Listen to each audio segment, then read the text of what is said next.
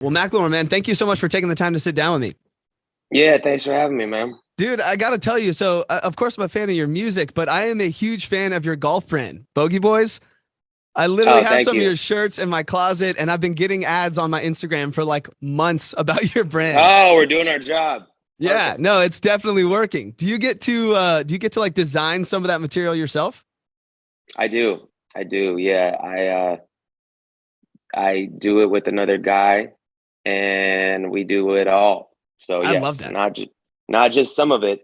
I'm designing all of it. Literally every piece is touched by your I mean, design I eye. mean, I mean, yes, yes. In some facets, sometimes like 100%. Sometimes I'm approving and moving things around a little bit. But yes, I'm very involved. Are you good at golf?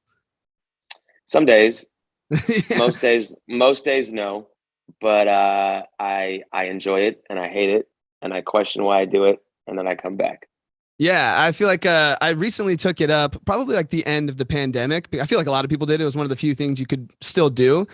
And Right. dude, I've been maybe like 8 times now, and I can barely hit a straight shot still. Like it is so much harder than I thought it would be.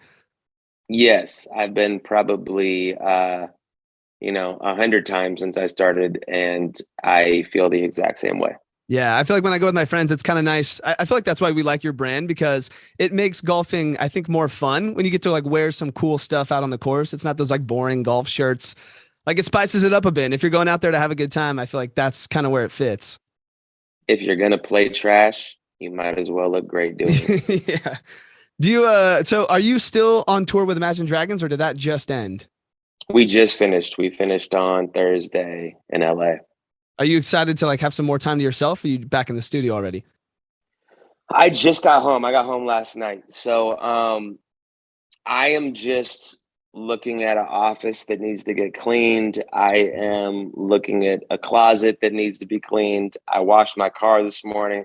I'm just doing the bare essentials of like, okay, I'm back home for the first time in 6 weeks. How did I leave my personal spaces and what needs to happen?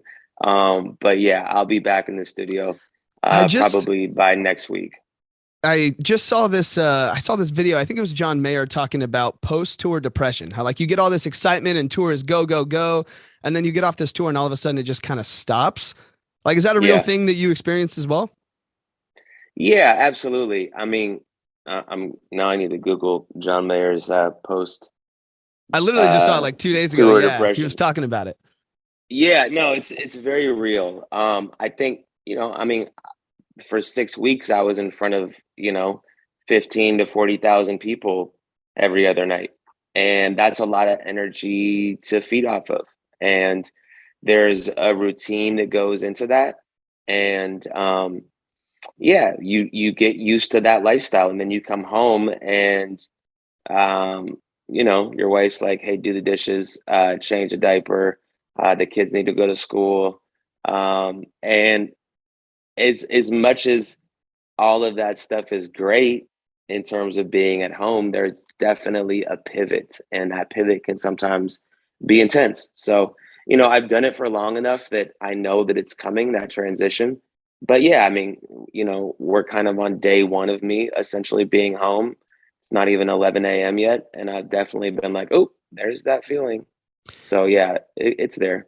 On the other side of it, like as you're getting ready to go on a tour like this, do you kind of feel that excitement build up? Like was this your first tour since everything kind of closed down? Yeah, it was. What was it like being back up there and kind of feeling crowds for the first time? Like, did you get the high that you expected to get from it? Yeah, definitely.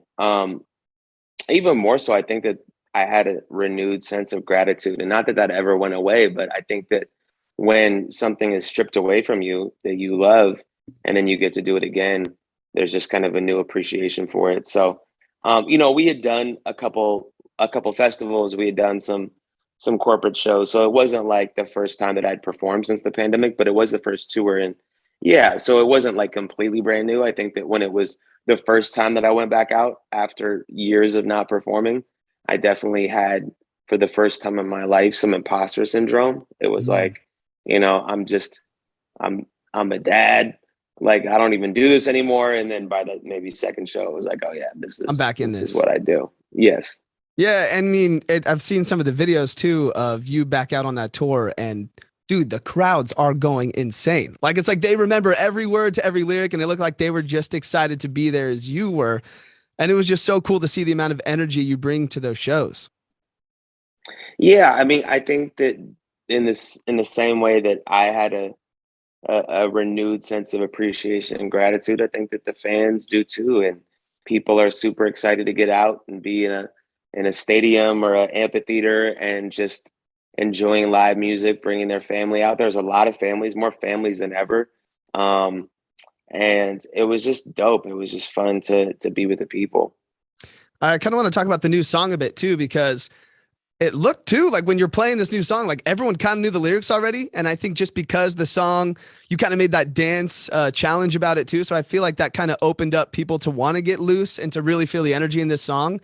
What's it like performing a brand new song out on tour when you know everyone kind of knows your old stuff, but you're really excited to bring this new thing to the table?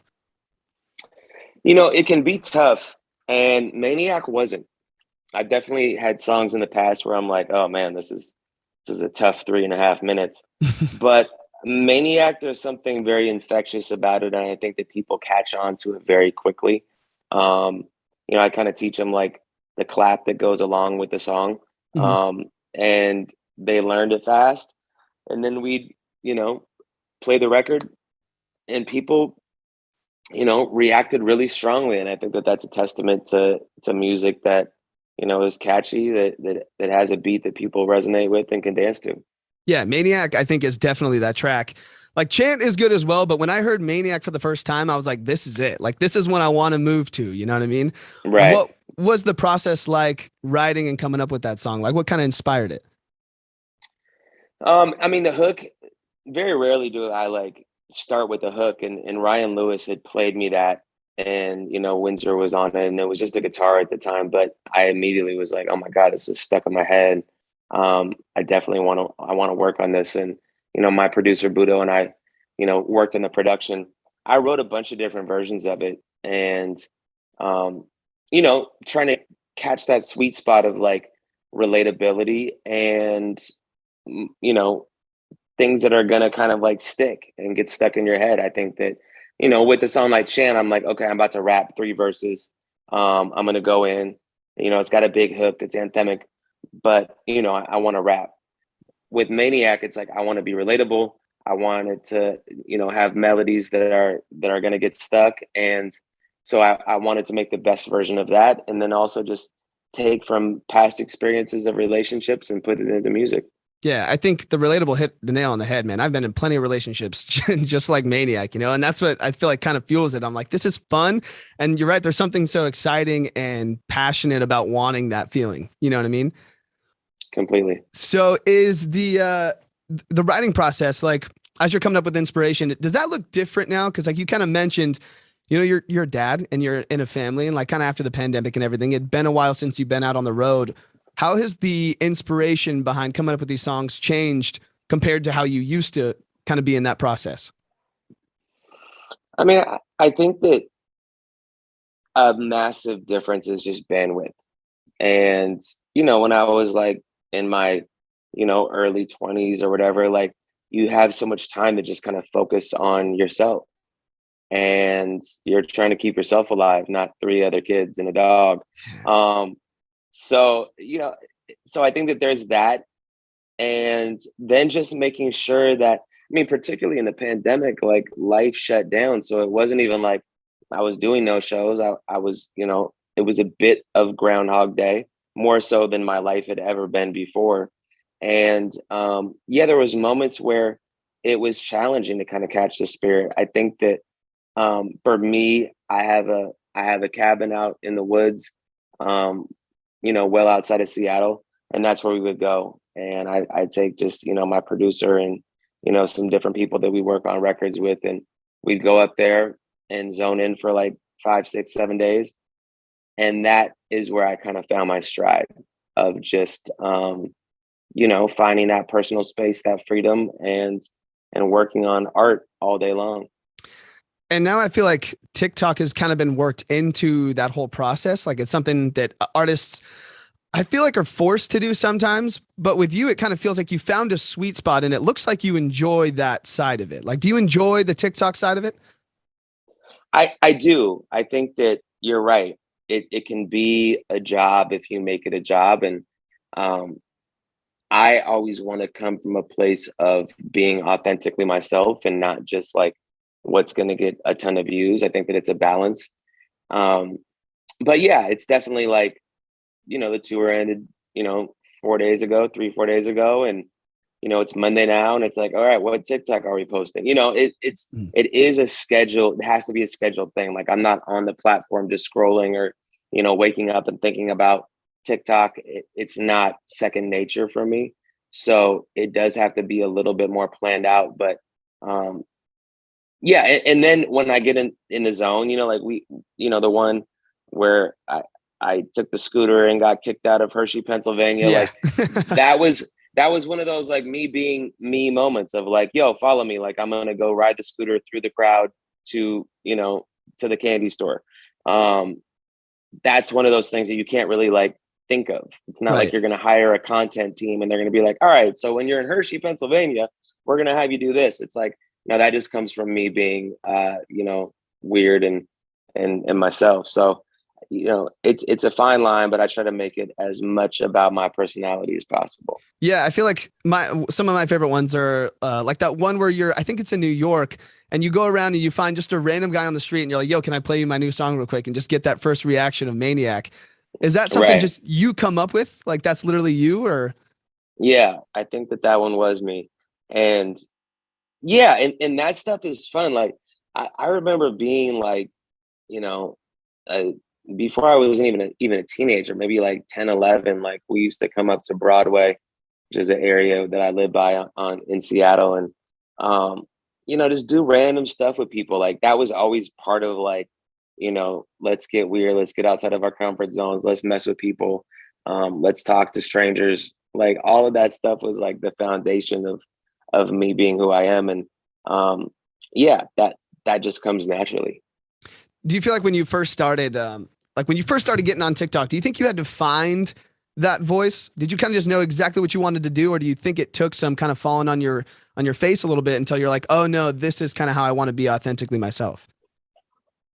Um, I think that with TikTok, you know, again, it's all a bandwidth thing, right? Like if I wasn't so busy in these other ways, because TikTok's like a full-time job if you want to make it, or at least a solid part-time job Yeah. of being a content creator. Because we're not just talking about TikTok, we're talking about Instagram and Reels, we're talking about YouTube Shorts, we're talking about TikTok, like all of these things, and they perform differently on different platforms, Facebook.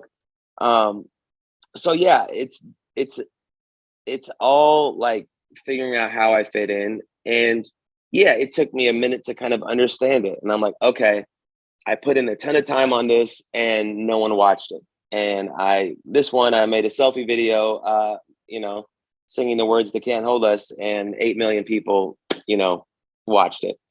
And I think that the algorithm and however it works is a forever mystery Yeah. that No one keeps knows. people. Yeah. No one knows. It keeps people coming back. People think they know. They give you tips. It doesn't work. It works.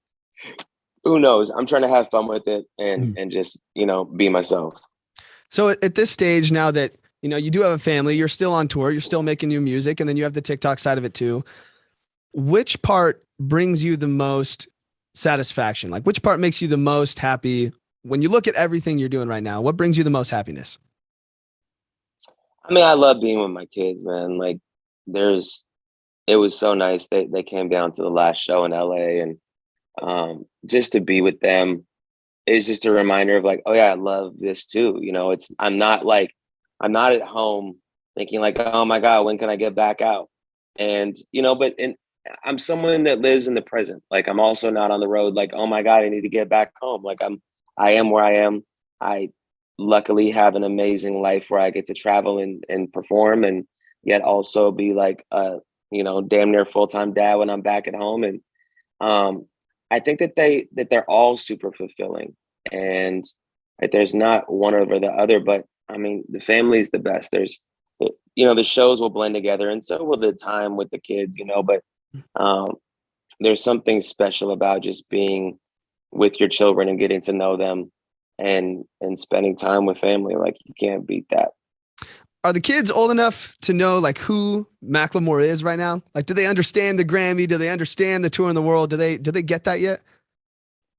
Yeah, they do. Particularly my 7-year-old, she gets it. Mhm. My 4-year-old, not as much. Mhm. Like someone the other day was like, we were walking down the street and, he was like, Macklemore, like, what's up? And, my 4-year-old was like, do you know him, daddy? Like, how does he know you? And I'm like, so she doesn't quite get it, but, my 7-year-old definitely does. And, um, yeah, it can be interesting. It's definitely going to be something different to navigate, as she gets older, but she's awesome. She writes songs and is always freestyling and beatboxing. So she's got that gene, and I think that she'll definitely be something in the creative space. So, it's about fostering that and then not making it weird that our dad's a little bit different than the other dads at her school or whatever. Would you want that? Would you want them to like kind of grow up in that creative space and like me maybe even collab with them one day? Like, is that kind of vision you have is for them to be in the art world? I mean, I want my kids to do whatever's going to make them happy. I'm not going to Mm. push them one way or the other. I think that Sloan has naturally, um, you know, succeeded in the creative space and maybe fallen a little bit short in like the math and science space. And that's very much what my trajectory Yeah, me too, was in man. life. Yeah. So I think that, for her, it's like, okay, you're into music, like you want to write a song, like let's go to the basement and work on something, like let's pick out a beat and you can freestyle or you can write something. I mean, her And you freestyles are guys do crazy. that? Yeah, Oh, that's absolutely. cool, man. Yeah, so she's and she wants to dance, and I can tell she's been practicing, and I want to foster that. I don't Mhm. want to push or force anything. Right. So now that you got some time to kind of kick it for at least a week, what's the next project you're excited about? Like, what are you looking forward to? I think whenever I get back home, there's like, the catching my bearings. So, I'll give myself a little bit of grace in terms of the next 48 hours. But, yeah, my manager's on his way over here. I'm lying. We're getting right back to work. And, I mean, I've been working on the album. The album is done. So now it's just a process of, what's the next single going to be? Which direction do we want to go? And continuing to push Maniac, and that's got a lot of traction, and that's really exciting. And then also just figuring out what the next pieces are in terms of the puzzle of the rollout of this album. Dude, well, Maniac is great, and I'm so excited to hear the rest of the music coming out on the album, man. There's so much to look forward to. But again, Macklemore, thank you so much for sitting down with me, man. Thanks so much, Sean. I really appreciate it, man. You got it, man. Have a good one.